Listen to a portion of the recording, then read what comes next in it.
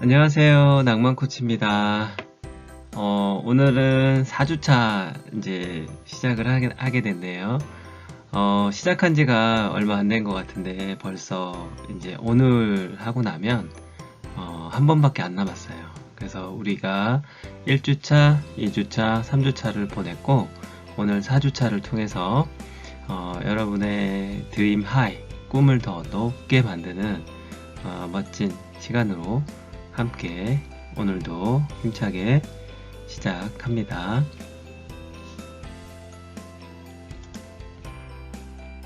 오늘은 나눌 내용들이 여러분들이 한번 잘 생각을 해보세요. 그래서 우리가 지금 1주차, 2주차, 3주차 할 때마다 공통적으로 나오는 게 있었죠. 지난 주차 때 했던 것들을 한 번씩 또 리뷰를 할 거예요. 그래서 어떤 게 가장 또 기억에 남는지 그런 것부터 하고 나서 4주차 프로그램을 천천히 한번 시작해 보도록 하겠습니다. 잠시 영상을 멈추고 3주차에서 나누었던 기억을 찾는 활동을 할 겁니다. 그래서 3주차 때 기억에 남는 거 한번 눈을 감고 3주차 때 뭘 했었지? 어떤 거를 가장 기억에 남았을까? 이런 것들을 한번 좀 찾아보세요. 여러분들이 자꾸 반복해서 경험을 하면 할수록 내 것으로 만드는 시간이 줄어듭니다. 잠시 멈추고 기억을 찾는 시간을 한번 보낼게요.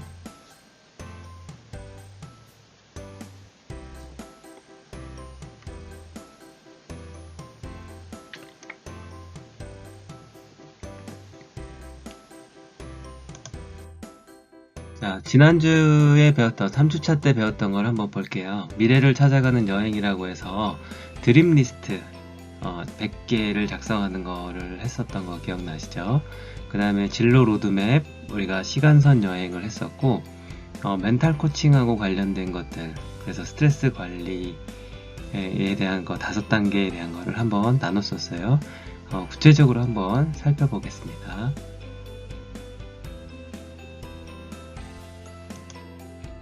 자, 꿈목록 채우기 해가지고 우리 드림리스트 100까지 채웠던 거 기억나시죠? 강점, 개발할 점, 또 전략적으로 새로운 것, 이 4가지에 맞는 각 항목당 10개씩 쓰고, 내가 원하는 직업, 사랑, 미래, 사회활동, 여가, 원하는 것에 맞는 10개씩 써서 최종적으로 내가 듣고 싶은 칭찬. 여러분들이 다 작성을 하셨으면 책상 앞에 붙여놓으세요. 붙여놓은 거를 한번 보면 내가 정말 원하는 것을 가까이서 보는 게 중요하다고 했잖아요. 그런 것들을 계속 보고 또 핸드폰으로 사진도 찍어 놓고 언제든지 내가 원하는 것들을 또 추가해 가면서 점점 더 여러분의 꿈을 생생하게 만들기 바랍니다.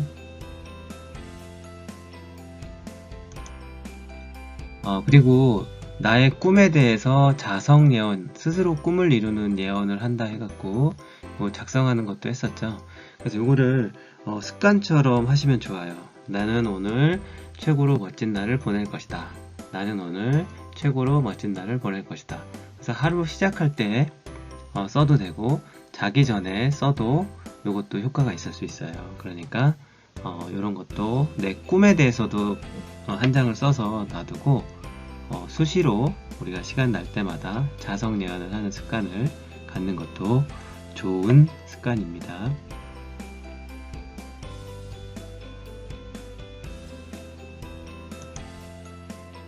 자, 꿈의 지도 해갖고 우리가 미래 시간선 여행을 한번 했었어요. 그래서 그 시간선 했던 것들을 가지고 로드맵을 그리는 거, 조금 큰 종이에다가 사절지나 전지, 스케치북 등 조금 큰 종이가 있으면 그 종이에다가 여러분의 꿈을 구체적으로 만들어보는, 또 생생하게 꿈을 시각화하는 거, 이미지 같은 거를, 생생한 이미지를 좀 가까이에 두는 거, 이런 게 정말 중요하다고 했었죠. 그거를 우리가 지난주에 했었습니다. 그래서 시간 설계를 해서 지금 현재 내 모습, 몇 년 후에 고등학생이 될 텐데, 그럼 고등학생이 됐을 때 어떤 모습, 또 대학생이 됐을 때, 그리고 또 내가 원하는 사람과 일을 했을 때, 그리고 내가 모든 걸 다 만들어내고 이 사회에다가 뭔가를 남기고 생을 마감할 때, 그때 무엇을 남기고 나는 생을 마감할 건지, 그 내용을 이렇게 로드맵으로 그림을 그려서 표현을 하면 됩니다. 다양한 방법으로 했던 것들 기억이 나실 거예요. 그것처럼 그게 잘 생각이 안 나면 지금 있는 그림에 맞춰서 로드맵을 꼭 작성하시기 바랍니다. 그 다음에 우리가 멘탈 코칭이라고 해서 매력적인 스트레스 관리를 나눴어요. 그 스트레스 관리 5단계가 있습니다. 그 5단계의 첫 번째는 스트레스가 생기면 1단계 무조건 나의 스트레스가 뭐라는 걸 써세요. 그래서 구체적으로 어디서 스트레스가 오는지, 무엇 때문에 스트레스가 오는지를 1단계 쓰면 내 상태를 내 스스로 객관적으로 볼 수가 있어요. 그게 1단계 쓰는 거. 2단계는 말하기. 내가 누군가한테 말을 하거나 내 스스로 누군가한테 얘기해도 돼요. 나 혼자서 샤우팅을 해도 괜찮습니다. 그래서 담아두지 말고 소리를 치고 누군가랑 얘기를 나누고, 그러면 그 스트레스가 좀 나눠져요. 그 다음에 3단계는 몸으로 포즈를 취하는 거. 이게 스트레스를 없앨 수 있는 방법이에요. 그래서 우리가 기뻤을 때 양손을 들고 막 환호성을 하는 것처럼 그런 모습을 취하게 되면 스트레스 받는 상황이 잘 떠오르지가 않아요.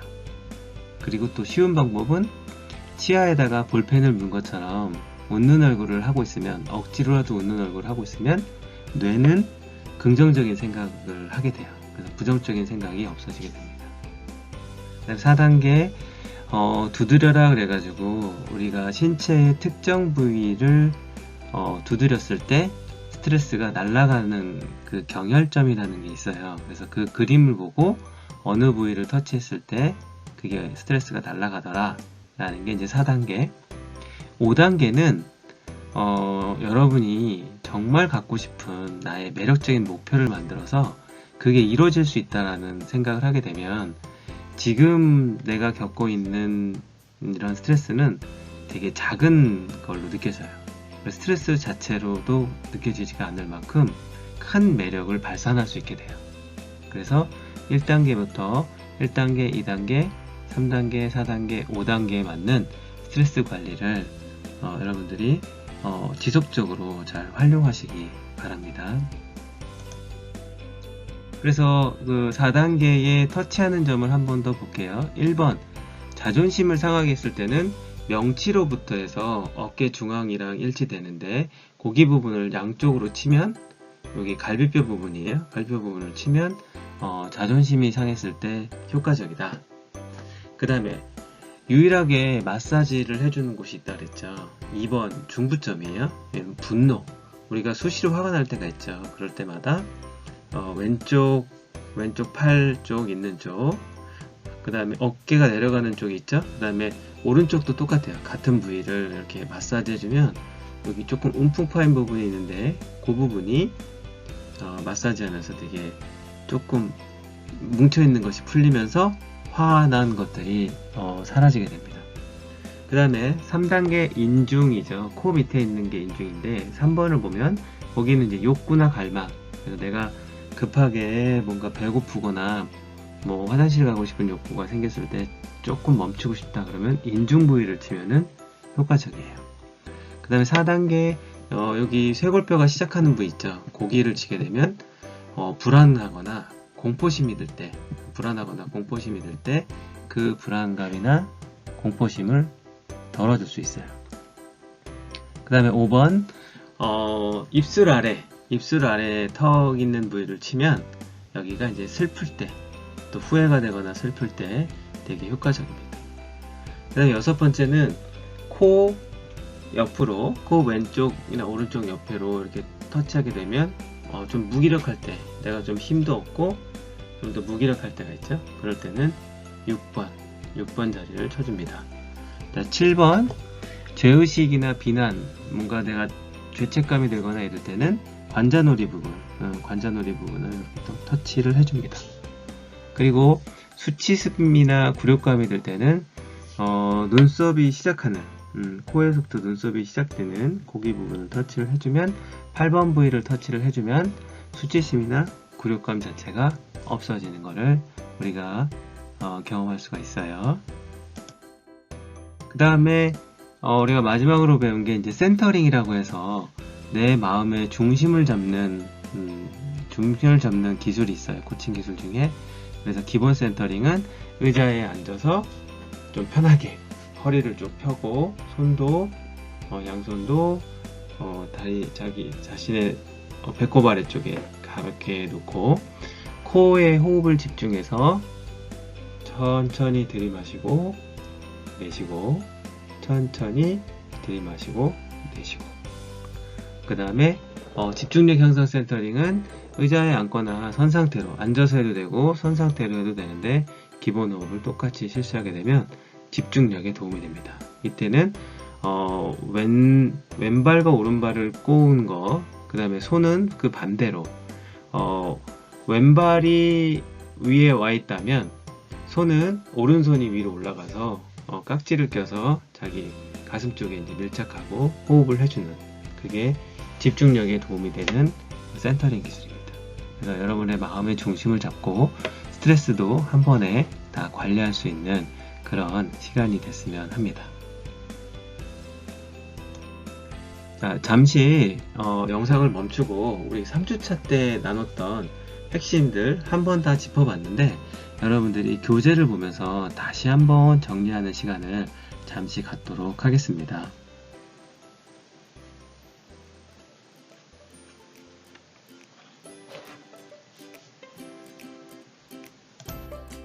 자, 그러면 이제 4주차 프로그램을 우리가 시작하도록 할게요. 4주차에는 자기관리가 핵심이에요. 자기관리. 그걸 위해서 우리가 준비사항을 안내를 해줬었는데, 지난 시간에 명패를 하나 만들 겁니다. 그래서 A4 용지 준비하셨죠? 지금 아직 준비가 안 되셨으면 A4 용지 2장을 좀 더 준비해 주세요. 그 다음에 스카치 테이프 또는 풀 같은 게 있으면 좋고요. 필기구가 있으면 됩니다. 요거를 잘 준비해 주세요. 그래서 자기관리를 위해서 실천하고 있는 것 한번 점검하는 거 해보라고 했어요. 그래서 여러분들이 나는 자기관리를 위해서 지금 뭘 하고 있지? 그런 것들을 한번 생각을 점검 한번 해본 거를 정리 한번 해주세요. 그리고 공부를 잘하고 싶은데 어떻게 하면 잘할 수 있을까에 대한 것도 고민해보라고 했어요. 그래서 한번 공부를 잘하고 싶다 그러면 어떻게 하면 될까? 그래서 오늘 공부법이 나오니까 각 과목에 맞는 과목별로의 특징과 공부를 어떻게 하면 잘 해낼 수 있을까, 그런 부분을 잘 생각하면서 오늘 같이 하기로 해요. 그 다음에 이제 시간관리와 미래계획 세우기도 같이 나옵니다.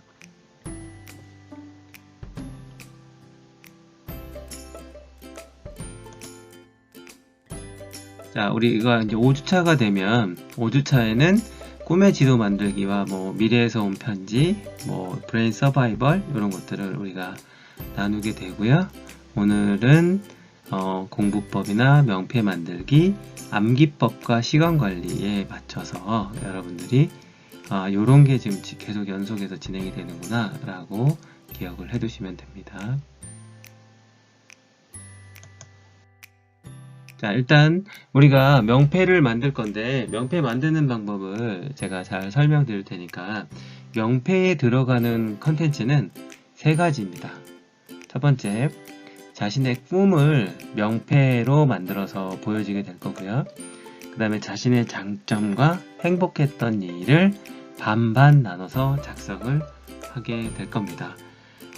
이 명패는 여러분들이 미래에 내가 갖고 싶어하는 직업, 나의 꿈, 내가 원하는 것들, 그런 것들을 조금 더 실제로 구체화할 수 있는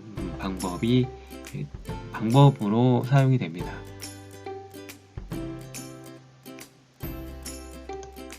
자, 명패 만드는 걸 한번 볼 텐데, 이 명패 만드는 방법은 A4 용지로 한번 같이 만들어 볼게요. A4 용지를 세로로 한번 놔보세요. 세로로 놓으면 맨 위쪽을 한 1.5cm 정도만 접어주세요. A4 용지 세로로 되어 있는 것 중에 1.5cm만 접어주세요. 자, 1.5cm를 접은 상태로 3번, 그러니까 그 3등분해서 접어주세요. 3등분해서 A4 용지를 접어주면 3등분해서 접어주게 되면 아까 1.5cm 접었던 부분이 아래쪽으로 가게 되고 바닥이에요. 그 사이에 3번에 접었던 거를 이렇게 세워서 바닥에다가 붙이면 보이는 그림처럼 명패가 만들어지게 됩니다. 다시 한번 설명드릴게요. A4 용지에 첫 번째 A4 용지를 세로로 놓는다. 거기에 맨 위쪽을 한 1.5cm 정도 접고 그 접은 채로 3등분이 되게 균형에 맞춰서 접어주고 그 3등분을 펼치게 되면 그 1.5cm 접었던 부분이 맨 바닥으로 가게 하고 그 다음에 그 위에서 접은 거를 밑으로 내려서 거기를 테이프로 붙이거나 풀로 붙이면 여러분의 명패가 완성이 됩니다. 아직 테이프랑 풀로 붙이는 거는 작성한 다음에 붙여도 됩니다. 그렇게 하면 여러분들 명패 만드는 거 어렵지 않게 만들 수 있겠죠.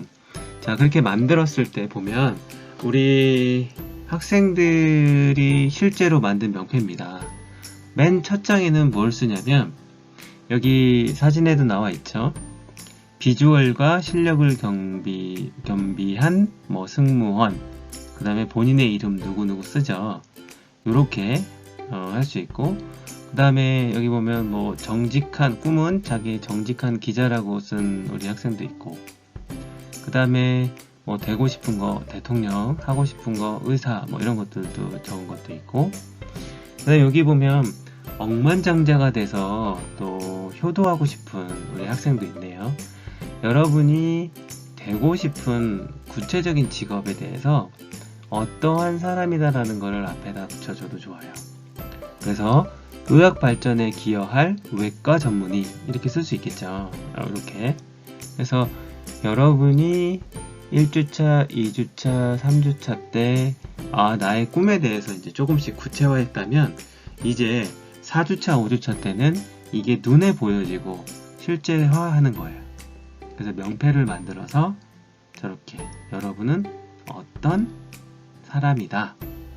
저는 어떤 사람이에요. 제 꿈은 뭐예요? 라고 알려주는 그런 시간입니다. 이렇게 만들 수 있겠죠. 이렇게 명패를 만드는 거는 이런 식으로 하는 거고, 그래서 뒷장에 앞에는 저렇게 소설책을 써서 아이들에게 희망을 주는 작가가 되고 싶은 우리 학생이 있었어요. 이 학생은 기억에 남는데 초등학교 때 제가 한 국가인증 프로그램을 듣고 중학생이 돼서도 또 들었어요. 또 들을 때마다 좀 새롭게 자기 진로에 대해서 다시 한번 탐색해 본다고 되게 좋아했던 학생으로 기억이 돼요. 그래서 여러분들도 지금 우리가 이제 4주차 되는 동안에 내가 이런 거 한번 생각해 보고 싶었는데 이렇게 해보면 되겠구나 라고 하고, 이 영상은 장점이 여러분들이 계속 반복해서 볼 수 있으니까 궁금한 거 있으면 되돌려서 또 보고 그렇게 하시기 바랍니다. 그래서 뒷장에는 어떻게 하냐면 장점을 쓰는 거예요. 장점. 그래서 여러분이 갖고 있는 장점을 한 12가지 정도 12가지 정도 쓰면 좋아요. 최대한 많이 쓰는 건 더 좋습니다. 그래서 근데 종이의 양이 적으니까 한 10개에서 12개 정도를 장점으로 쓰는 거예요. 왼쪽에다가.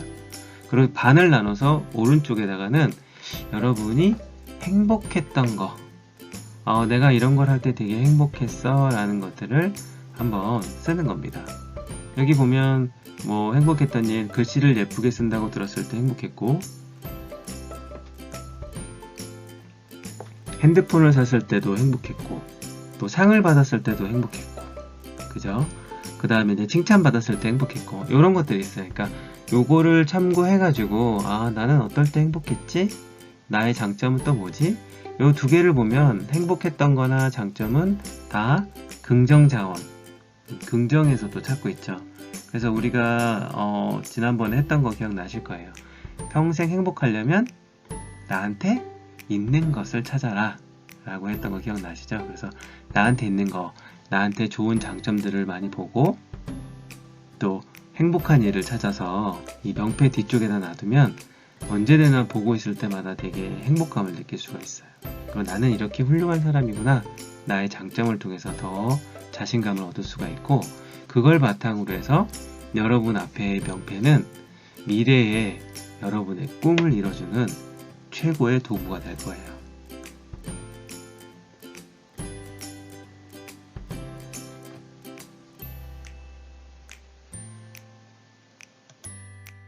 자, 그래서 명패 만드는 방법을 좀 알려드릴게요. 명패를 만들기 위해서는 어떤 일을 하는 구체적인 직업이 있어야 돼요. 목표를 달성하기 위해서는 좀 구체적이어야 된다고 했었죠. 그래서 우리가 로드맵을 그리더라도 신이 와서 만약에 소원을 물어봤는데 그냥 막연하게 잘 살게 해주세요, 부자가 되게 해주세요, 제 꿈을 이뤄주세요 라고 하면 신이 들어주고 싶어도 들어주기 어렵겠죠. 그래서 구체적으로 얘기해주는 습관, 그게 바로 목표랑 꿈으로 연결이 되는 거니까, 그래서 좀 더 구체적으로 생각을 정리를 해줍니다. 그래서 명패, 그 다음에 여러분의 이름까지 쓰면 세 가지예요. 어떤 일을 하는 구체적인 직업의 이름, 그게 바로 명패의 첫 번째 들어가는 항목이다. 그래서 제 거를 예로 들었어요. 저의 꿈은 전 시간에도 얘기를 했었죠. 미래를 여는, 인류의 미래를 열 수 있는 그런 학교를 만들고 싶어요. 그래서 미래를 여는 청이 학교장 윤성민, 이렇게 명패에 저는 쓸 거예요. 여러분도 여러분이 구체적으로 하고 싶어하는 직업과 거기에 어울려서 어떤 일을 하는지, 그래서 여러분의 이름을 쓰면은 명패 하나가 한 면이 완성이 됩니다. 그 다음에 이제 뒤쪽에는 나의 긍정찾기 12가지 갖고 매월 한 개씩을 만들어서 나의 긍정을 하나씩 추가하는 방법을 써도 좋고요. 그러면 아니면 내가 그냥 한 번에 12개를 써도 괜찮아요. 그래서 읽는 대로 최대한 많이 써서 명패를 만들어 보는 것도 좋고요. 그 다음에 나에게 즐거운 거 12가지 해갖고 뭐 성공, 행복, 사랑 이런 것들이 있었죠. 그리고 앞 페이지에서 우리 다른 친구가 했던 것들이 있어요. 그걸 참고해갖고 나한테 즐거운 거, 또 행복한 거 또 뭐가 있지? 이렇게 해가지고 명패를 앞면과 뒷면으로 만들면 여러분의 명패가 완성이 됩니다. 자, 이제 잠시 영상을 멈추고 스마트 명패 만들기 작성하는 활동을 좀 해주세요. 같이 했던 부분들을 조금 더 구체적으로 잠시 멈추고 시간을 갖고 여러분이 충분히 활동을 해서 색깔 있는 걸로 예쁘게 꾸며도 좋고요. 그 다음에 강조하고 싶은 거, 명패에다 그림을 그려도 좋고, 강조하고 싶은 거는 형광펜으로 칠해도 되고. 그래서 중요한 건 여러분이 잘하려고 하는 것보다 일단 시도해서 최대한 많은 것을 해보는 게 중요하다라고 했었죠. 그러니까 최대한 많이 장점도 많이 쓰고, 그 다음에 나의 행복한 것도 많이 쓰고, 조금 더 하고 싶으면 노트에다가 써가지고 명패를 2개 만들어도 좋아요. 3개 만들어도 괜찮아요. 여러분의 꿈이 다양한 것들 다 좋습니다. 그래서 그런 것들을 한번 A4 용지가 있으면 여분의 A4 용지 2장은 한 장으로 명패를 만들고, 혹시 실수하거나 좀 다시 만들고 싶으면 그 두 번째 여분에 있는 종이로 다시 한번 만들어서 하고, 다 완성이 되면 명패 그 접은 부분을 밑바닥으로 놓고 해갖고 스카치 테이프나 풀로 붙여주세요. 그래서 명패를 완성을 해서 여러분 가까이에 보이는 곳에 두고 또 스마트폰으로 여러분 사진을 좀 찍어두세요. 찍어놓고 여러분의 미래의 직업이 바로 이루어진 것, 내 꿈과 내가 갖고 싶어하는 직업이 이루어진 상태인 상태로 여러분들이 가까이에 두고 그걸 잘 활용하시기 바랍니다. 그러면 지금부터 충분한 시간을 가지고 스마트 명패 만들기를 해볼게요.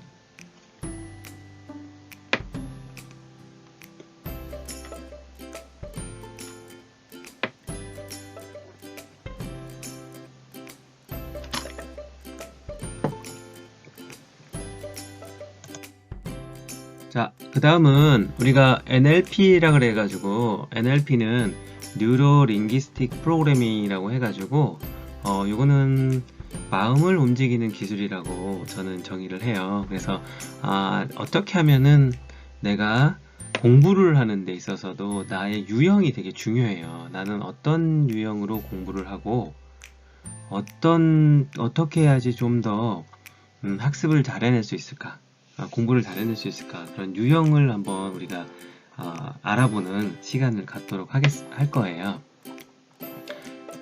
그래서 여기에 나오는 개념은 선호표상 체계라는 게 있어요.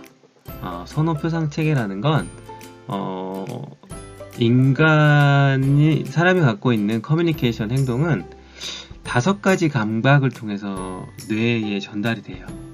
근데 거기에 비주얼, 시각적인 거는 한 35%의 지각을 하게 되고, 그 다음에 키네스틱, 이게 이제 신체적으로 우리 느낌이라고 하죠. 이제 느낌적인 거, 나한테 느낌으로 다가오는 거, 이런 게 40%. 그 다음에 어디토리, 청각이라고 하죠.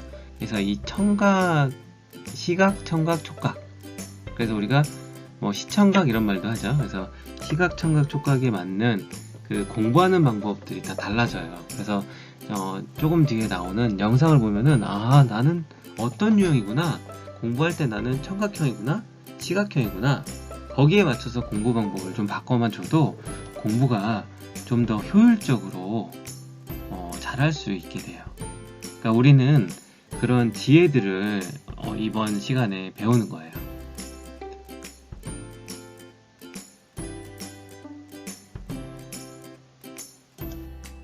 자, 그래서 시각형인 단어가 있고 청각형인 단어가 있고 체각형이라고 해요. 그 다음에 중립적인 유형의 단어들이 있어요.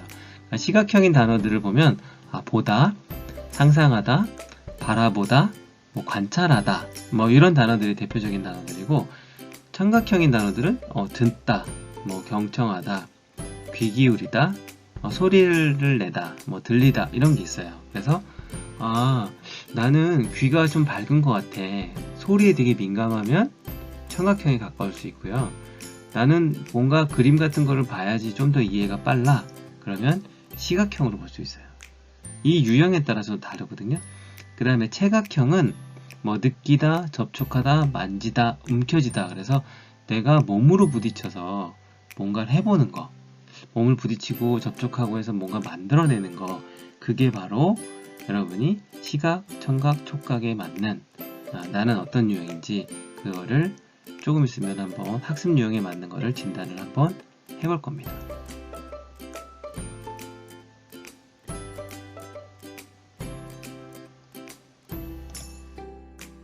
자, 학습 성향 진단이라는 거를 지금부터 해볼 건데, 자, 학습 성향 진단은 5가지의 이제 실제로 여러분들이 활동을 해볼 거예요. 그 활동을 통해서 나는 무슨 유형인지를 한번 진단하는 겁니다. 내가 공부를 할 때 나의 성향은 시각형에 가까운가, 청각형에 가까운가, 그거를 진단을 통해서 여러분 스스로를 한번 판단을 좀 해보세요. 진단을 해보면 결과가 나오게 될 거예요. 자, 나는 어떤 학습자인가, 요거 뭐 우리 혈액형에서 A형, B형, O형, AB형 이렇게 나온 것처럼 어떤 유형인지 한번 보도록 할게요. 학습자 진단하는 거 시작합니다.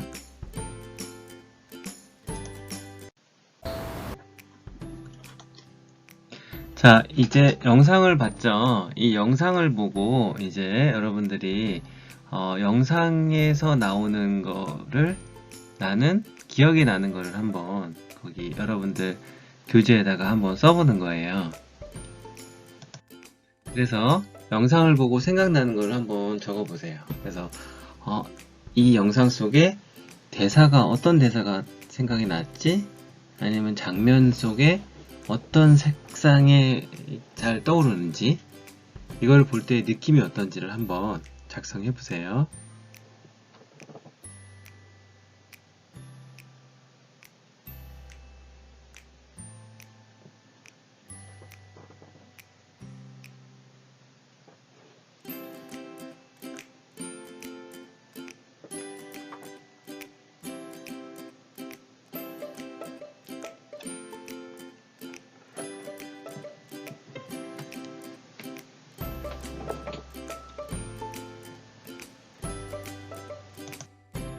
자, 다음은 전화번호를 한번 외워보는 거예요. 요거는 그래서 전화번호 지금 보이는 전화번호를 한번 외워보세요.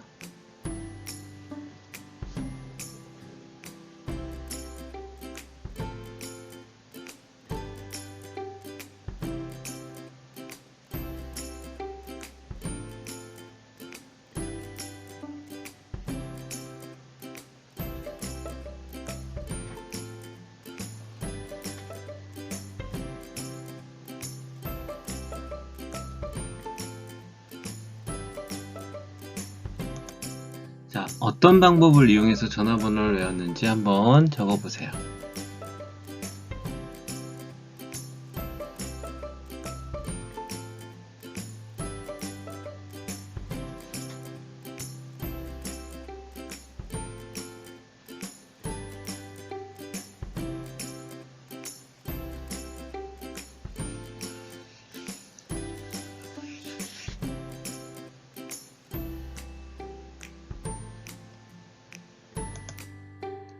자, 다음에 이제 나오는 그림을 보고 설명해 보세요. 그래서 내가 누군가한테 설명을 한다면 나는 어떻게 설명을 해야지? 라는 거예요.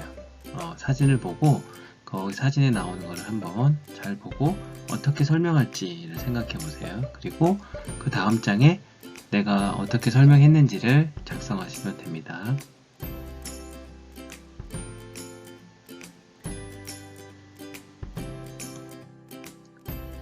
자, 이 그림이에요. 그래서 이 그림을 보고 이거를 누군가한테 설명을 한다면 나는 어떻게 설명을 할 건지 그림을 잘 보고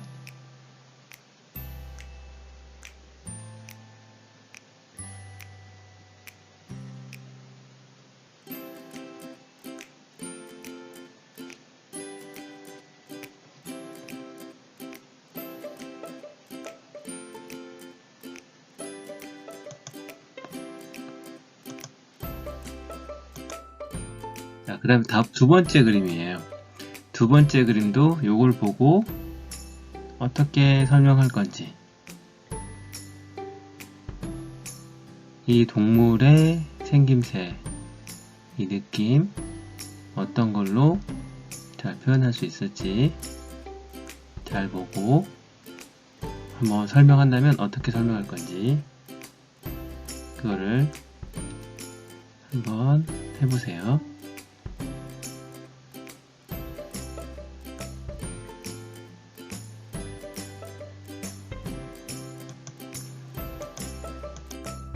자, 어떤 방법을 이용해서 설명했는지 적어보세요.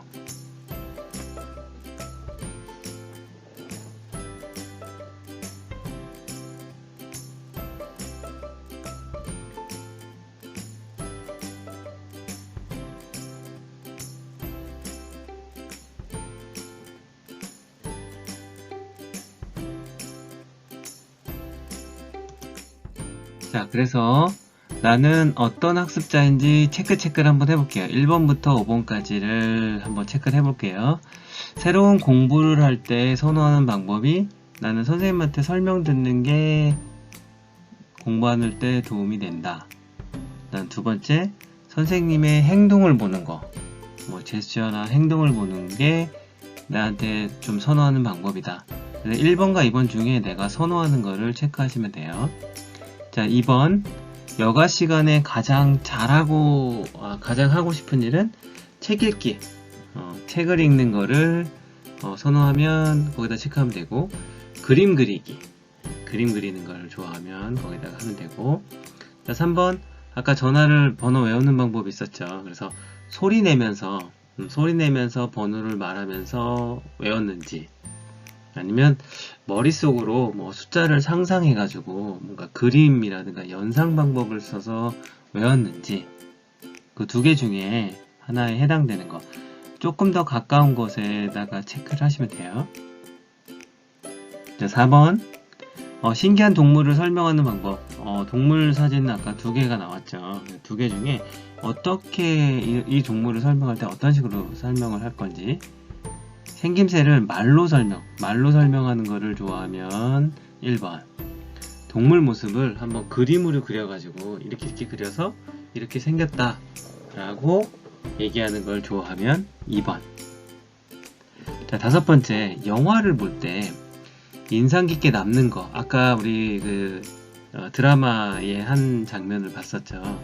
그랬을 때 자꾸 주인공의 대사가 떠오른다? 그러면 1번. 2번은 주인공의 의상이나 경치, 그 사람이 입고 있었던 옷과 장소가 어떤 모습이었는지 그림처럼 보여지는 거, 그런 거가 있으면 어떤 건지 한번 체크를 좀 해보세요. 자, 잠시 영상을 멈추고 학습 유형 진단, 지금 우리가 체크한 거 있죠? 그거를 첫 번째부터 1번부터 5번까지를 잘 체크해서 여러분의 학습 유형을 한번 진단을 해보시기 바랍니다.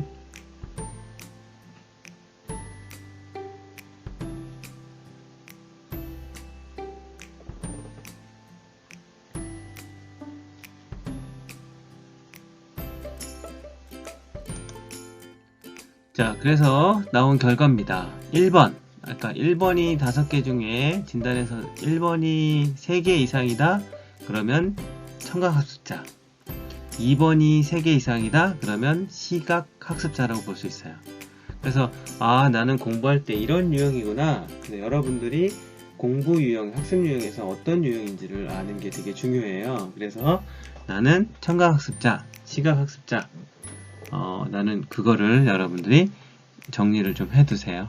나는 시각학습자구나, 청각학습자구나. 거기에 맞춰서 다음 내용들이 같이 나오게 됩니다. 자, 이 영상을 보면 청각학습자와 시각학습자의 공부하는 방법이 다르죠. 여러분들 유형에 맞춰서 공부를 하게 되면 훨씬 더 효율적으로 공부를 잘 할 수 있습니다.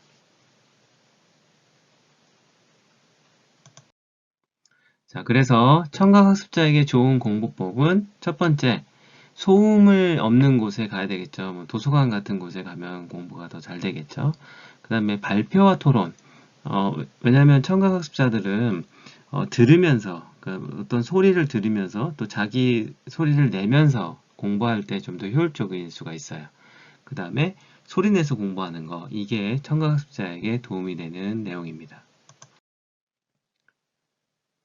또 시각학습자에게 도움이 되는 내용은 이렇게 시각 자료를 활용하거나 책 속의 그림을 좀 주목하고, 그 다음에 중요한 부분, 뭐 형광펜이라던가 이런 걸로, 뭐 빨간 볼펜, 색깔 있는 볼펜 이런 걸로 해가지고 중요한 부분을 눈에 띄게 표시해서 하는 거. 유독 정리를 잘하고 눈에 보이게끔 잘하는 게 시각학습자에게 도움이 되는 공부법입니다. 자, 이 영상을 보면 시각과 청각학습자에 따라서 이게 지금 소리 듣는 거에 대해서 차이가 확 났죠. 그리고 그 다음에 그 시각 훈련도 똑같죠. 색깔 있는 거에 대해서 2배 이상이 차이가, 2배 정도가 차이 나는 걸 볼 수 있어요. 그래서 학습 유형에 따라서 이렇게 공부 방법이 달라지게 된다라는 거를 우리는 알게 된 거죠.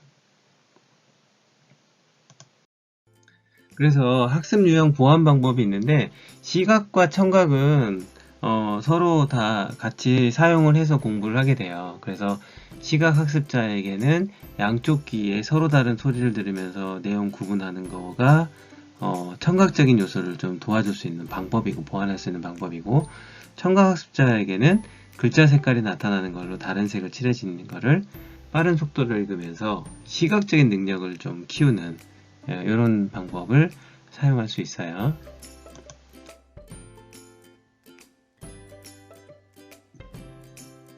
지금 시간에는 기억이 쏙쏙 암기법입니다. 그래서 여러분들이 암기에 자신이 있다면 나는 암기를 어떻게 하면 또 잘할 수 있을지, 난 외우는 게 자신이 없어요 라고 하면은 이걸 통해서 어떻게 외워야 잘 외워지는지 그 내용이 지금부터 나옵니다. 자, 지금 있는 이 사진의 그림을 한번 외워보세요. 이 사진을 잘 보고 암기를 해보세요.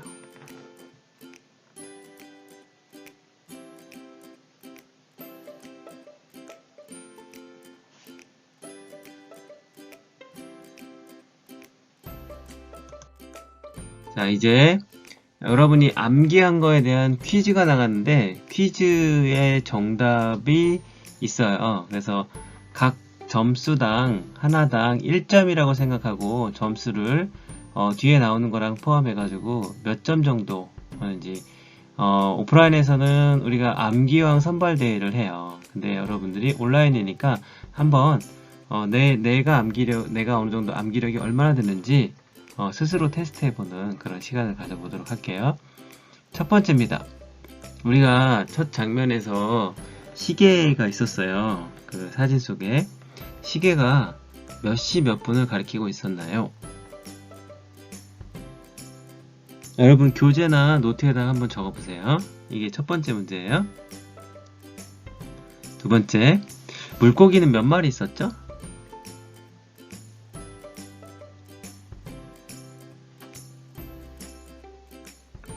세 번째, 쥐가 있었어요. 쥐는 어느 위치에 있었나요? 그래서 위치가 어디 있었는지 이 세 가지를 한번 맞춰보세요.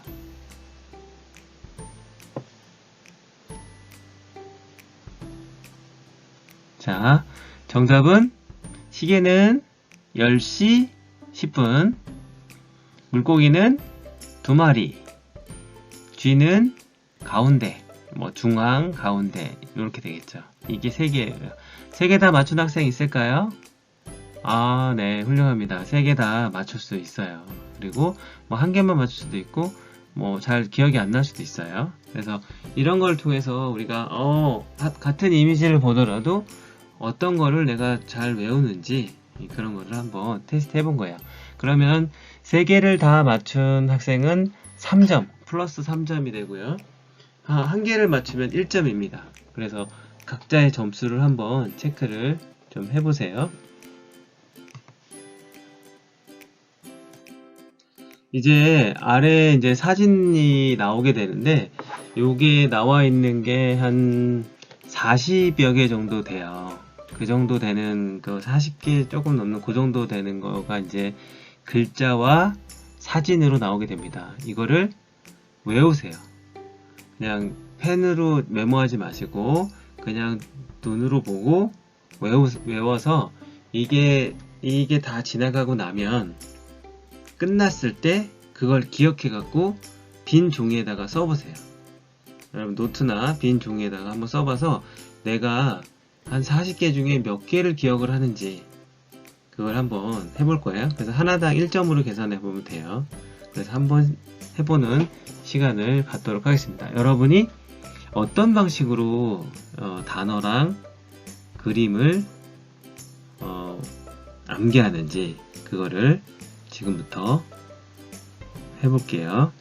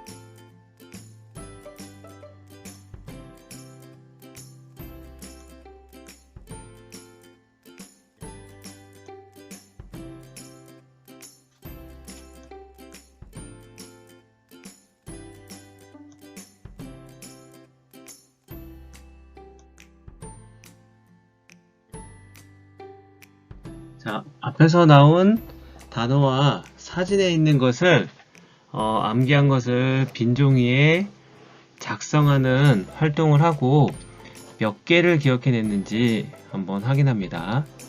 자, 지금 영상을 멈추고 앞에서 나왔던 지금 40여 개에 나왔던 단어와 사진들을 한번 빈 종이에다가 작성을 해보세요.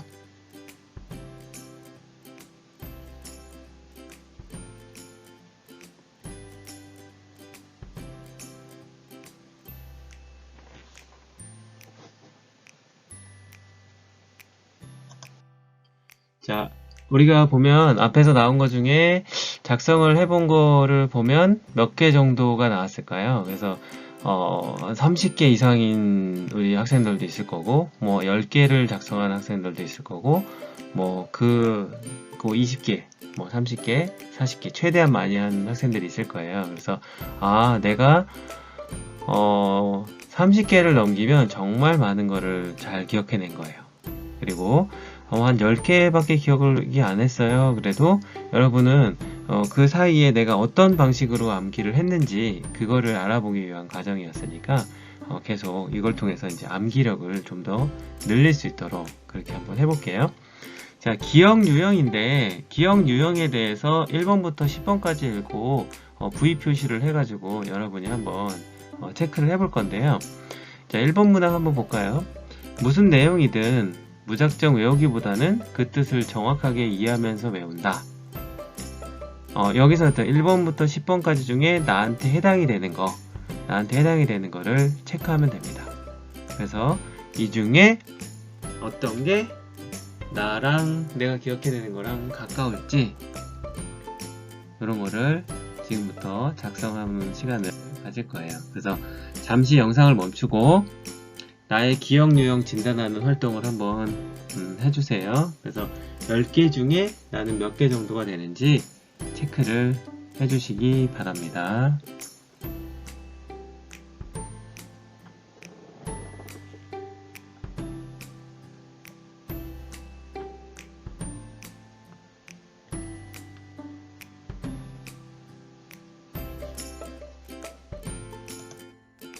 자, 그러면 기억 유형을 A, B, C형으로 나눠 볼게요. 내가 10개 중에 3개에서 4개 정도라고 하면 A 유형이에요. 일반적으로 생각하기를 좀 꺼려하고 공부에 대한 이유가 좀 분명하지 않을 수 있고요.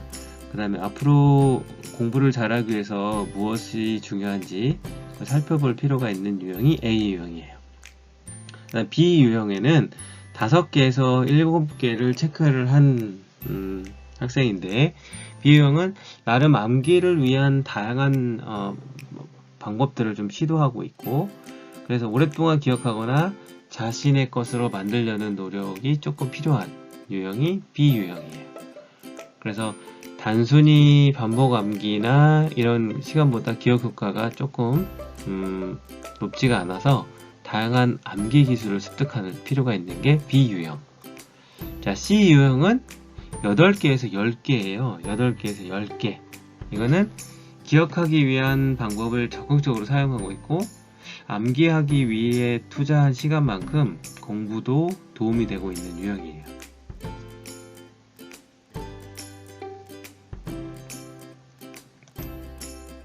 그래서 학습의 원리는 우리가 지식 또 정보 이런 거를 받아들였을 때는 감각기억이라는 게 있는데 이 감각기억이 내 걸로 만들어지기 위해서는 주의 집중의 과정이 필요해요.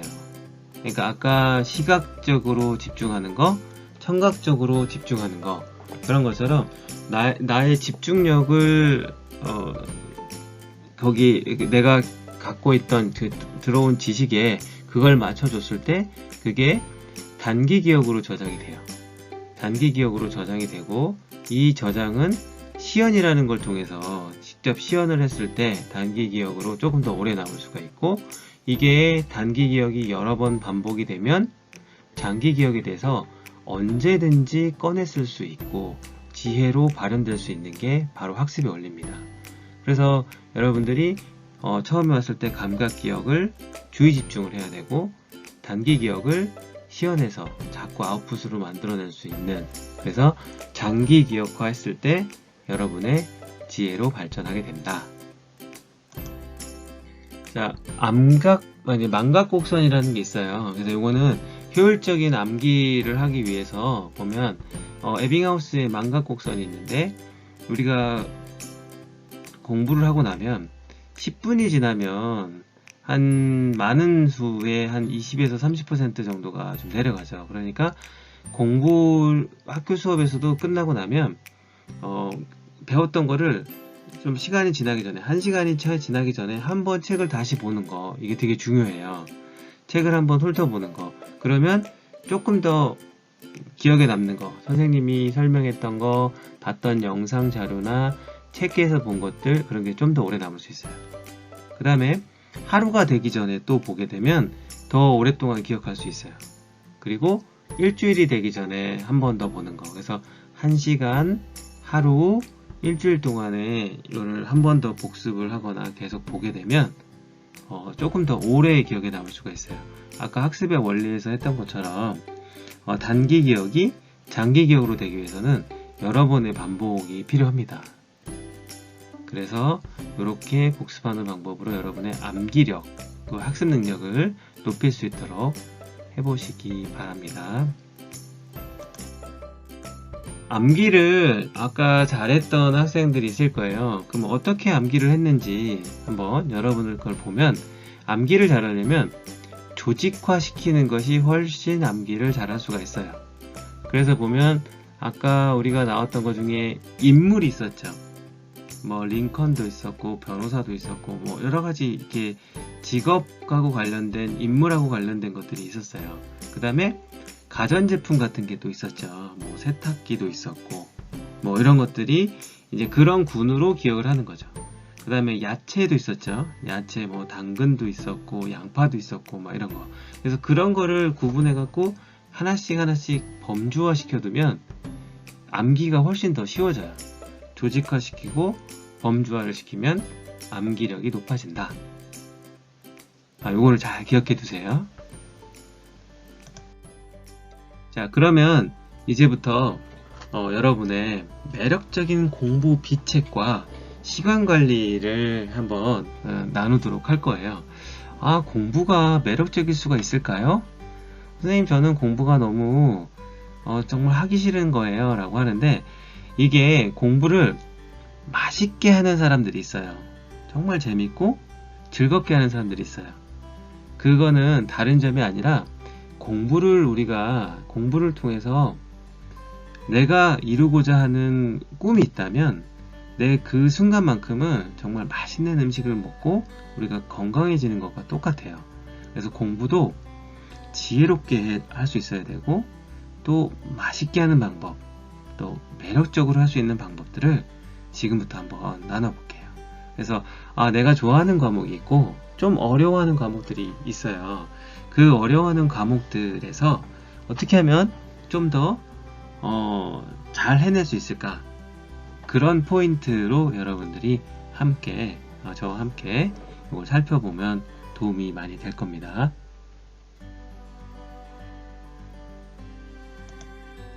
자, 학습법의 기본 원칙이에요.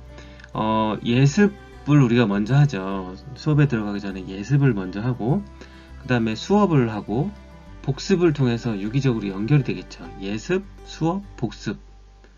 그리고 전체적인 구조를 파악하고 개념을 이해한 다음에 반복하고, 여기 리허설도 하고, 또 종합 집중, 선별과 예측을 통해서 이게 하나씩 연결되는 거죠. 그래서 종합과 집중, 개념에 대한 충분한 이해, 이런 거를 통해서 하나씩 만들어서 우리가 학습법이 완성이 되게 됩니다.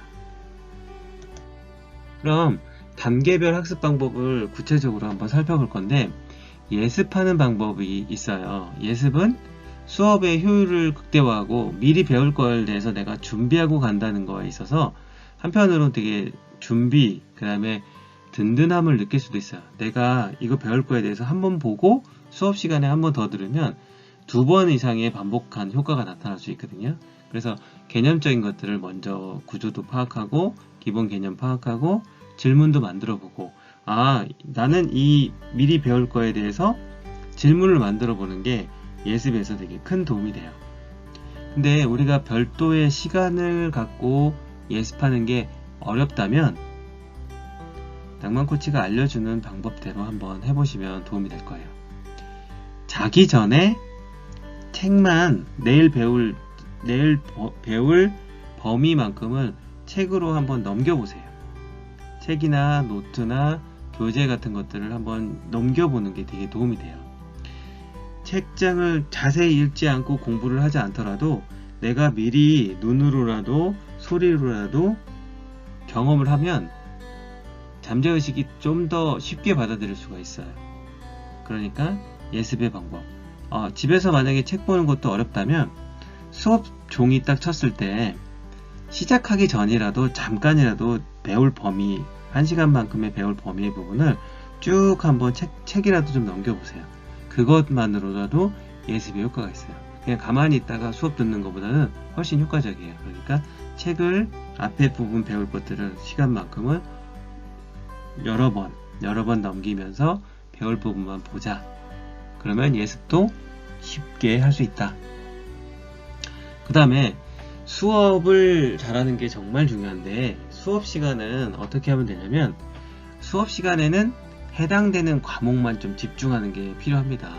그래서 영어 시간에 막 수학 공부를 하거나 수학 시간에 영어 과제를 하거나 이러면 그 시간만큼의 얻어야 되는 그 지식이라는 게 그게 잘 이해가 되지 않아요. 또 한 번 수업에서 놓쳐버리면 그 흐름을 놓치면 이 수업을 따라가지 못하는 그 상황도 발생을 하거든요. 그러니까 수업 시간에는 해당되는 과목을 초집중하자. 그래서 선생님이 시험 출제자고 과목 전문가니까 선생님을 닮으려고 하고 선생님이 하는 제스처나 말하는 거나 그런 것들을 따라 해보려고 하는 게 되게 중요해요. 그래서 진짜 집중력을 발휘해야 되는 건 수업 시간. 그래서 눈을 맞추고 끄덕끄덕하고 피드백을 잘해주는 게 중요합니다. 그래서 목소리나 몸짓 같은 거를 통해서, 그래서 그 선생님이 가지고 있는 그 지식을 내가 100% 다 수용한다, 가지고 올 수 있다 라는 생각을 가지고 수업에 집중을 해야 여러분이 공부가 재밌어지고 또 즐겁게 할 수 있어요. 그러니까 수업에는 선생님과 함께 좋아하는 과목을 보면 선생님도 함께 좋은 경우들이 많아요. 그러니까 최대한 선생님에 대한 이미지를 좋게 하고 수업에 초집중을 하자. 이게 두 번째 방법이고, 복습하는 방법은 아까 우리가 앞에서 살펴봤죠. 그래서 내 지식으로 만들려면 1대 1대 1의 법칙. 그래서 수업이 끝나고 나서 1시간이 지나기 전에 다시 한번 배웠던 부분들을 살펴보고 필요하면 종합적으로 정리를 해서 내 배웠던 거를 체계적으로 정리해 가는 것이 필요하다. 그 다음에 하루가 지나기 전에 다시 한번 보고 일주일이 되기 전에 한 번 더 보고, 그러면 최소한 여러분이 처음에 100%를 받았을 때 그게 쭉 떨어져 갖고 10% 20% 밖에 안 남는 것을 한 60% 이상으로 끌어올릴 수가 있어요. 지금처럼 하면. 그러니까 예습도 쉽게 하고 수업은 선생님하고 닮으려고 하고 집중을 해주고, 복습은 1대 1대 1, 그래서 1시간 하루 일주일이 되기 전에 한 번씩만 봐주면 공부가 정말 단계별로 쉬워질 수가 있어요. 그러니까 요거를 꼭 지켜서 예습, 수업, 복습의 시스템을 잘 실행해 주시기 바랍니다. 이제 국어입니다. 국어 과목의 이제 기본 원칙이에요. 국어를 잘하려면 세 가지 중요한 포인트가 있어요. 국어는 일단 많이 읽어야 되는 거. 국어는 우리가 언어잖아요. 언어 공부에서 제일 중요한 건 영어도 마찬가지인데 제일 중요한 건 많이 읽는 사람이 좀 더 많은 풍부한 지식을 갖기 때문에 좀 더 국어 언어 공부에서는 많이 읽는 것이 정말로 중요합니다. 그 다음에 두 번째로 중요한 건 다 자기입니다. 많이 써보는 거. 작가의 입장이 돼갖고 그 작품을 한번 써본다고 생각을 하면 그 작가가 의도한 그 글에 의도한 것들을 잘 이해할 수가 있어요. 그러니까 작가처럼 글을 많이 써보는 거. 그 다음에 세 번째는 많은 생각을 해보는 거예요. 많이 책을 보고 많은 생각을 해보고 많이 그 작품을 만들어 보는 거. 이게 어떻게 보면 국어 공부의 핵심이에요. 생각을 많이 했을 때 작가의 의도, 이거를 쓴 목적 이런 것들을 알 수 있겠죠. 그래서 국어 공부는 교과서를 읽고 강의를 듣는 거, 그 다음에 모르는 단어가 나오면 특히 언어니까 국어 사전 같은 거를 좀 찾아보는 거, 이런 것도 도움이 되고 최소 2회 이상의 교과서 본문을 읽은 다음에 문제를 푸는 거, 글을 읽을 때 중심 내용을 파악하는 거, 이것들이 되게 중요하죠. 그리고 국어 공부도 흐름 전체를 좀 정리할 수 있으면 되게 좋아요. 그리고 요거 그 문법이라든가 암기해야 될 경우는 꼼꼼히 좀 체크하면서 가면 많이 도움이 됩니다. 그리고 국어를 잘하려면 신문이나 독서를 좀 꾸준히 하면 여러분의 국어 공부, 국어 실력을 늘리는데 도움이 될 수 있습니다. 자, 국어 공부법은 예습은 교과서를 전체적으로 읽고 또 소주제를 정리하면서 읽고 기초문제를 풀고 수업에 집중하고 그 다음에 그날 배운 것들을 핵심 내용을 따로따로 암기하면서 문제를 풀어보면 국어 공부가 완성이 되게 됩니다. 핵심은 세 가지 기억해 두세요. 책을 일단 많이 읽자. 신문이든 정보가 될 수 있을 만한 것들을, 언어적인 부분들을 좀 많이 읽는 것이 도움이 되고, 그 다음에 작가의 입장에서 글을 한번 써보고, 그 다음 생각을 좀 많이 해서 작가가 어떤 의도로 했는지, 이 글을 쓴 생각이 뭔지 이런 거를 좀 읽으면 국어 공부에 도움이 됩니다. 자, 수학입니다. 수학에서 제일 중요한 건 사고력의 단계를 이해한다라는 게 제일 핵심이에요. 수학은 단계별로 사고력을 중심으로 두고 있어요. 그래서 뭐 제가 만약에 여러분들이 중학교 2학년인데 나의 사고력은 한 초등학교 5학년, 6학년 정도 된다 그러면 사고력 단계는 5학년, 6학년부터 시작하는 게 여러분의 수학 단계를 높이는 방법이에요. 내가 같은 학년이니까 나는 무조건 거기서 맞추려고 하면 사고력이 한 번에 올라가지가 않아요. 그래서 단계별로 차근차근 문제를 풀면서 여러분의 생각하는 힘을 기르는 거, 사고력을 좀 단계별로 키워나가면 이게 조금씩 해서 그 수준에 맞춰서 가게 되면 사고력이 어느 순간에 훌쩍 넘어가게 됩니다. 그리고 수학 공부에서 핵심적으로 중요한 건 오답 노트예요. 오답 노트. 그러니까 틀린 문제를 여러 번 반복해서 틀리는 경우들이 많아요. 그러니까 오답 노트를 잘 작성해서 틀린 문제를 다시 한번 틀리지 않게 그래서 문제를 꼼꼼하게 많이 풀어보는 거, 그런 것이 정말 도움이 됩니다. 그래서 수학 문제의 기본 원칙은 문제집을 많이 풀어보는 거, 반복해서 보는 거, 공식 같은 거는 또 이해하고 또 암기를 어느 정도 해야지 문제를 풀 수 있겠죠. 그리고 오답 노트를 잘하는 거, 만드는 거, 사고력의 단계별로 맞춰서 충분히 여러분의 사고력 수준에 맞게 수학 공부를 하는 게 수학 공부의 핵심이에요.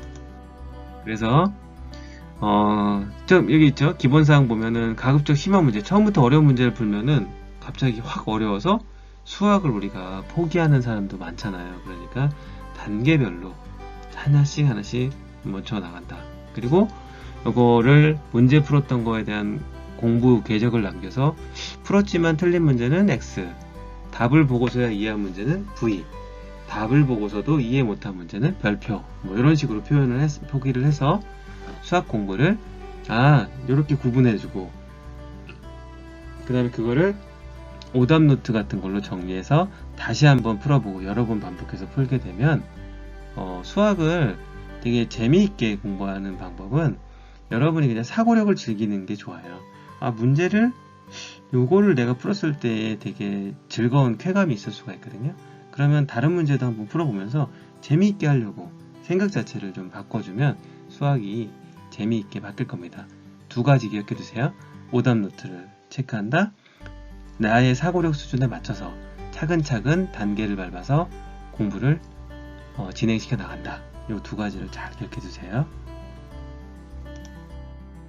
자, 영어입니다. 영어 공부는 영어를 잘하려면 영어 문장이랑 단어를 어휘, 이것도 단어이기 때문에 많이 읽어본 사람이 도움이 많이 돼요. 그리고 문제를 많이 풀어보는 게 당연히 도움이 되겠죠. 근데 영어를 공부할 때는 여러분들이 영어의 구분을 해서 하는 게 도움이 돼요. 그래서 주어가 있고 동사가 있고 나머지는 뭐 목적어, 보어, 관계대명사고 뭐 이런 식으로 나눠질 거예요. 그러면 그거를 구분해 주세요. 주어하고 동사가 나오게 되면 동사를 동그라미 치고 부사구라든가 그 수거 같은 게 나오게 되면 네모를 쳐주거나 가로 표시를 해가지고 영어 문장을 자연스럽게 읽으면서 수거도 정리해주고 중요한 단어들도 체크해주고 그 다음에 가로를 쳐서 연결을 해주면 문장이 되게 쉽게 분리가 돼요. 근데 영어가 하나로 딱 몰려있으면 그냥 보자마자 어려워, 내가 모르는 단어가 많아서 영어를 어려워서 못하겠어 라고 할 수가 있거든요. 근데 하나씩 끊어놓고 보면 주어를 구분하고 동사를 동그라미 쳐서 분리를 시켜주고 나머지를 묶어서 해결해주면 영어가 쉽게 전달이 돼요. 그리고 요즘은 영어가 우리 생활 속에 되게 많이 들어와 있거든요. 그러니까 그런 부분들을 잘 참고하면 영어를 내가 실전에서 외국에 나가서 쓴다, 아니면 외국인 친구랑 얘기할 때 쓴다 라고 생각을 하고 배우는 목적부터 내가 소통하기 위한 목적으로 생각하고 공부를 하면 영어가 좀 더 즐거워질 수 있어요. 그래서 영어를 공부할 때는 영어로 말하거나 영어로 생각을 하는 거, 또 영어만 쓰는 시간을 가져서 내가 어떻게든 영어를 좀 생활 속에 구현해 보려고 하는 거, 그게 되게 도움이 되고, 아까 얘기했듯이 영어는 문장이 왔을 때 아무리 큰 어려운 문장도 구분을 해서 영어를 구분해서 주어, 동사 구분하고 나머지 부분을 다 묶어줘서 분리를 시키면서 차근차근 한다. 그리고 중요한 단어와 수거 이런 것들은 그냥 여러분들이 먹지라고 알죠? 먹지 쓰듯이 계속 써고하면서 자연스럽게 나의 단어로 익힐 수 있게, 그리고 필요하면 영어 책 하나를 아예 작은 동화책이나 이런 걸 가지고 계속 그냥 여러 번 반복해서 읽으세요. 그리고 영화 같은 거를 봐도 좋아요. 영화도 내가 재미나게 보는 영화는 그 대사가 내 귀에 들려요. 그리고 눈에 또 그 영어 철자 같은 게 또 들어오고, 그렇게 해서 이제 그 배우처럼 따라하고 하다 보면 영어가 정말 재미있게 되고 실전에서 또 쓸 수 있게 됩니다. 그래서 영어는 분리하면서 단어나 수거를 꾸준하게 쓰면서 실생활에 적용하자. 이게 영어 공부 방법의 핵심입니다. 그 다음에 사회를 어려워하는 우리 학생들도 좀 있어요. 근데 사회 공부는 어떻게 하면 쉽냐면, 사회는 시대적인 흐름이 있어요. 그러니까 사회나 역사 이런 과목들은 시간의 흐름이라는 게 있고 시대를 반영한다라는 공통적인 특징이 있어요. 그러면 그 시대별로 구분을 해서 공부를 해놓으면 한눈에 들어올 수 있어요. 그 시대별로 구분할 수 있는 키가 뭐냐면 우리 연대표 알죠? 연대표. 그러니까 동양의 역사가 있고 또 서양의 역사가 있고 또 현대의 역사가 있어요. 그러면 그 시대적인 흐름을 시간 순으로 만들어 놓은 게 바로 연대표예요. 사회 공부를 할 때는 그런 꾸준하게 연대표를 활용하는 방법이 있고, 두 번째는 여러분들이 뭐 방송이라든가 이런 데 보면 퀴즈가 많이 나오죠. 퀴즈 문제의 대부분이 이런 사회나 역사 과목에서 많이 나와요. 그 이유는 이게 실제로 우리가 일상생활에서 알아야 되는 내용들이 많기 때문이에요. 그러니까 사회 공부를 어떻게 하면 재밌냐면 도전 골든벨 문제를 출제한다. 그리고 내가 그 문제에 나온 거를 맞춘다. 라는 생각을 가지고 책을 보면서 책 속에 있는 거를 문제를 한번 만들어 보는 거예요. 시험 범위에 나오는 거를 한번 문제를 만들어 보고 또 친구랑 같이 한번 서로 문제를 내봐라 맞춰가면서 공부를 하게 되면 정말 재미있게 공부할 수 있어요. 그러니까 사회는 3가지 포인트가 있어요. 첫 번째는 연대표, 사회나 역사는 시대 흐름을 가지고 연대표를, 전체적인 흐름을 이해하는 거. 그게 중요하고, 두 번째, 퀴즈, 일반 상식을 내가 늘리고 퀴즈 대회에 나가서 맞춰서 그걸 맞추기 위한 방법으로 문제를 출제한다는 생각으로 사회 공부를 하는 거. 세 번째, 이런 것들을 하나의 정리를, 각 단원별로 정리를 체계적으로 잘할 수 있는 게 사회나 역사 과목이에요. 그러니까 그 시대 상황을 시대에서 유행했던 학문, 문화, 정치, 경제 이런 것들을 그냥 정리하는 노트를 해갖고 체계적으로 정리를 해놓으세요. 그래서 마인드맵 같은 것도 좋죠. 시대적인 거. 그래서 여기 나와 있는 것처럼 마인드맵도 활용하고 교과서나 참고서를 통해서 꾸준하게 보이게 그림이나 도표 같은 것도 활용해서 이 3가지 정리를 잘하자, 퀴즈처럼 하자, 연대표를 활용하자. 이게 사회나 역사 과목 공부하는 핵심 포인트예요. 그 다음에 이제 과학이에요. 과학도 어려워하는 우리 학생들이 좀 있어요. 과학은 어떻게 생각하면 좋냐면 이것도 사회나 과학 같은 경우는 우리 실생활하고 되게 밀접해요. 우리가 공부를 하게 되면 지식을 통해서 실생활에 적용할 수 있는 것들이 많잖아요. 그래서 과학은 물리, 화학, 생물, 지구과학 이렇게 크게 과학에서도 종류별로 나누는데 이 4가지를 모두 다 잘하는 거는 생각보다 어려워요. 근데 4가지 중에 내가 1개나 2개 정도는 집중하면 잘할 수 있는 것들이 있어요. 내가 좋아하는 거. 우리가 지금 계속 얘기 나누고 있는 게 내가 좋아하는 거에 정답이 있어요. 그러니까 내가 좋아하는 과목에 집중을 하고, 얘도 사회처럼 하나 정도 오답 노트도 필요한 게 과학에서 또 필요해요. 정리를 좀 잘 해주는 거, 이것이 실제로 필요합니다. 그래서 과학도 그렇게 정리하고 오답 노트도 작성하고 또 마인드맵도 활용하고. 근데 마인드를 좀 바꿔야 될 게, 과학은 실생활에 바로 적용할 수 있다. 내 원리, 자동차가 어떤 원리로 가고 또 스마트폰은 어떻게 터치가 이루어져서 되는지, 그런 궁금증에서 시작을 하면 과학 공부가 재밌어요. 화학에서 뭔가 뭐를 섞었을 때 산성과 염기성을 섞었더니 중화가 되더라. 이런 것도 새로운 발견이잖아요.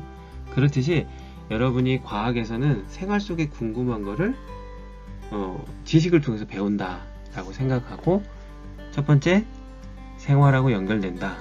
두 번째, 정리를 체계적으로 하자. 세 번째, 물리, 화학, 생물, 지구과학 다양한 과목이 있는 것 중에 내가 잘하는 거에 집중하자. 거기서 재미있는 것부터 내가 좋아하는 걸로 선호하게 되면 과학 공부도 재미있게 할 수 있어요. 자, 잠시 영상을 멈추고 주요 과목 공부법의 핵심을 정리하는 시간을 갖도록 하겠습니다.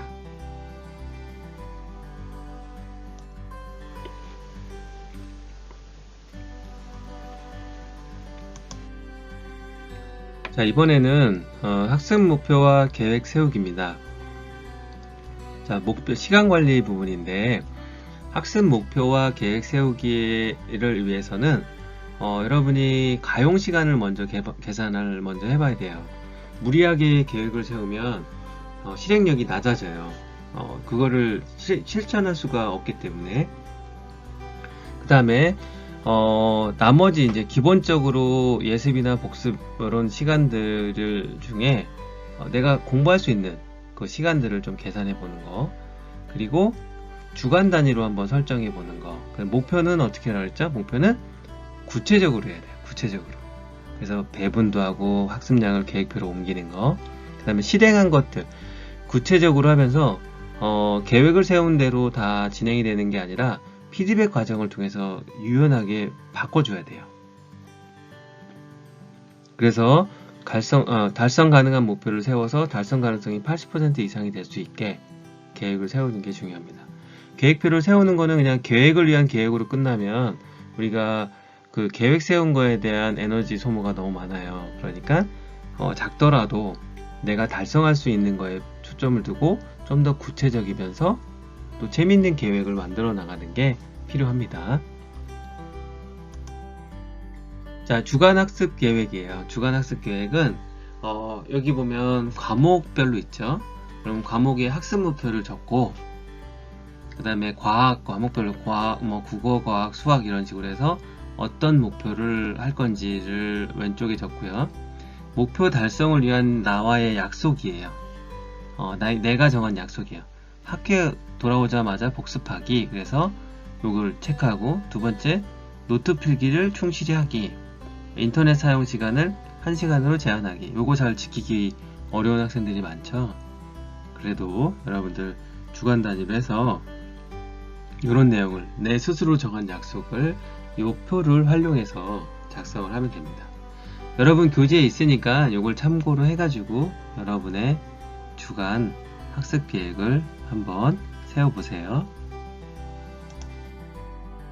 그 다음에 이제 1일 학습 계획의 예입니다. 그래서 만약에 특정 요일에 보면 국어의 예습, 복습, 독습 이렇게 스스로 공부하는 거 이렇게 해갖고 이 독서로 될 수 있겠죠. 이런 것들 봤을 때 내가 예습을 하기로 했다 그러면 예에다 동그라미 치고, 그 다음에 완성했으면 완성에다 동그라미 치고, 전체적으로 못했으면은 미완성에다가 표시를 하면 되고, 그 다음에 평가를 봤을 때 내 스스로 피드백이에요. 나는 정말 보통 정도밖에 오늘 못한 것 같다. 왜? 미완이니까. 근데 예습도 하고 완성도 하고 내가 상이면 정말 만족한 거죠. 그리고 시간이 구체적으로 나오죠. 그래서 여기서 보면 딱 나오고, 그 다음에 오늘의 감사에서 감사일기 내용 있죠. 누구랑 화해했다 이런 식으로 했던 내용들, 그래서 좋았던 내용들도 계획표에 옮겨준다. 자, 시험 대비 계획 세우는 거예요. 시험도 마찬가지죠. 시험에서 이제 할 때는 과목별로 예상하는 거, 그 다음에 학습 스타일 우리가 배웠었죠. 그래서 학습 스타일에 맞춰서 청각형과 시각형에 맞춰서 내 시험 계획을 세운다. 그 다음에 과목별 특성과 중요도에 따라서 배치하고, 시험에 있는 과목의 시간대에 맞춰서 같이 공부하는 것도 도움이 돼요. 예를 들어서 우리가 수능을 보면 수능 1교시 때 나오는 과목하고 내가 평상시 때 공부하는 과목하고 시간대를 맞추면 뇌가 그런 부분들의 밸런스가 실전에서 되게 도움이 많이 돼요. 그래서 시험 전에는 그 시간대, 시험 과목 시간대에 맞춰서 공부를 해주는 것도 필요합니다. 자, 시험 계획 세우기 두 번째예요. 그래서 내가 한 과목을 오랫동안 공부하는 유형이면 내향적 성과, 하루에 한두 과목에 집중을 하고, 과목을 바꿔가면서 좋아하면 학습 시간을 한두 시간 이내로 배분해서 다양하게 하는 방법. 그 다음에 과목별 특성 같은 경우에 매일 조금씩 계속해야 되는 거는 국어, 영어, 수학 여기에 중요하겠죠. 수요일 내로 집중하는 것들은 과학이나 사회, 시험이 가까울 때 도덕이라든가 컴퓨터 이런 것들. 자, 시험 대비 계획에 대한 예시입니다. 그래서 요거를 보면 요일별로 딱 쓰고, 가용 시간도 썼죠. 4시간, 5시간씩 빼놓고, 그래서 학습 과목과 예상 시간을 정해서 국어 동영상을 1강을 보고, 영어 모의고사 1시간을 풀고, 이런 식으로. 그래서 날짜는 언제 하고, 예상 과목별 예상 시간은 어떻게 정하고, 학습 시간, 과목에 맞는 시간 이렇게 해갖고 이제 시험 대비를 하는 거죠. 그러면 언제부터 시험이 있으니까 그 전에 단계별로 정해가지고 계획을 세울 수가 있겠죠.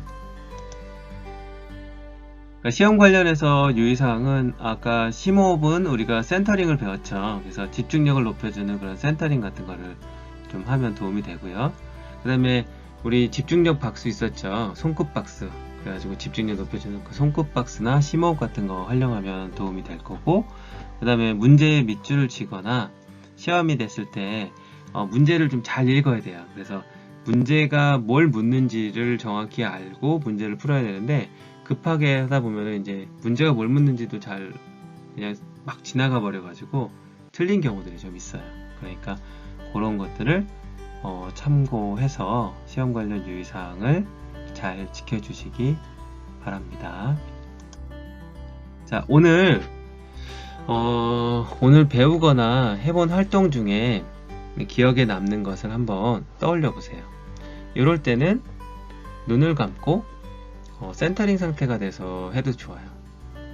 천천히 호흡을 코에 집중을 해가지고 오늘 배운 것 중에 중요한 거를 한번 생각해 보세요.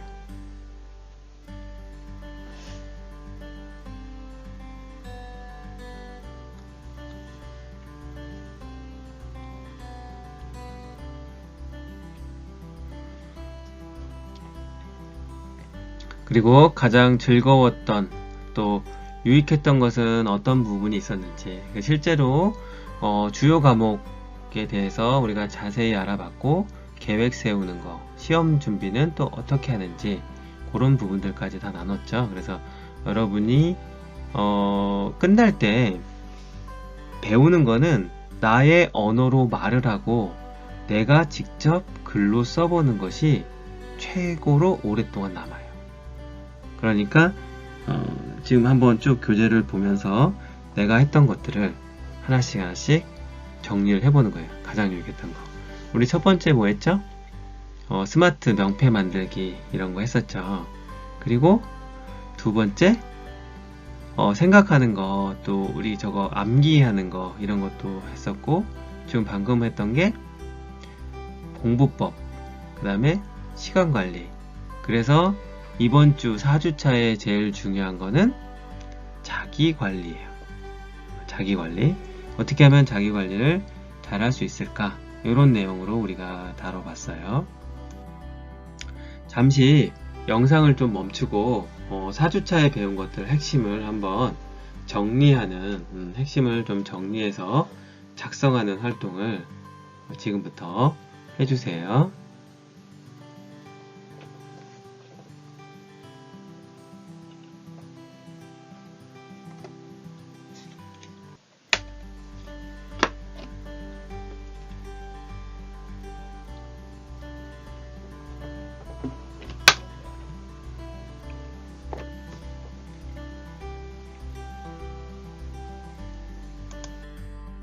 자, 5주차 프로그램 준비 및 예고를 하고 오늘 4주차를 이제 마치도록 하겠습니다. 5주차는 우리가 이제 파티를 원래 하는 날이에요. 그래서 준비사항이 있는데 꿈의 지도를 조금 더 구체화 할 겁니다. 그래서 A3 종이나 사절지, 필기구, 또 A4 용지 3장 정도가 필요해요. 필요한 준비물을 좀 준비해가지고 다음 주에도 더 재미있는 시간을 만들 거예요. 그리고 미래의 내가 현재의 나에게 쓰는 편지를 생각해 볼 거고 실제로 작성을 할 거예요.